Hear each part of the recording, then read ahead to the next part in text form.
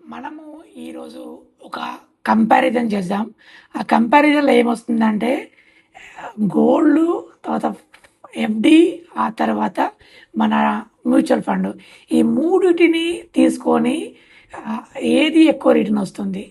అంటే real rate of return ఏది ఎక్కువ వస్తుంది? ఆ తర్వాత రియల్ రేట్ ఆఫ్ రిటర్న్ అంటే ఏంటి?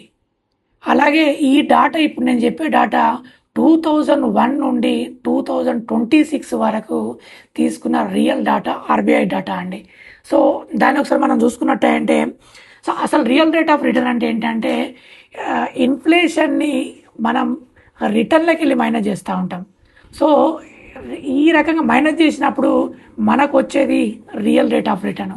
మరి బ్యాంకులు ఈ రియల్ రేట్ ఆఫ్ రిటర్న్ చెప్తాయా అంటే చెప్పవు.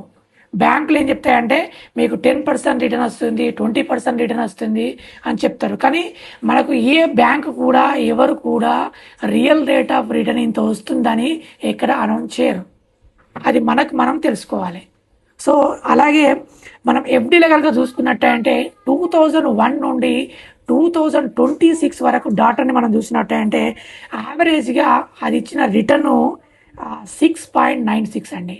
సో ఇన్ఫ్లేషన్ కనుక అప్పటి వరకు నుండి ఇప్పటి వరకు ఉన్నది యావరేజ్గా 5.46ని మైనస్ చేసినట్టంటే మనకు వచ్చిన రియల్ రేట్ ఆఫ్ రిటర్న్ 1.42% అండి. సో అలాగే గోల్డ్ తీసుకున్నట్టంటే 13.71 రిటర్న్ అండి.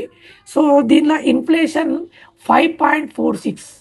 ఈ 13.71 నుండి 5.46 మైనస్ చేసినట్టంటే మనకు వచ్చినటువంటి రియల్ రిటర్న్ ఎంత అంటే 7.82%. So bit higher then the FD. So అలాగే మ్యూచువల్ ఫండ్లో మనం తీసుకున్నట్టంటే 17.81 రిటర్న్ అండి పర్సంటేజ్.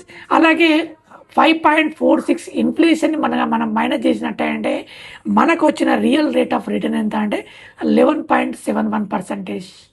సో ఈ ఈ return which is beating FD and gold.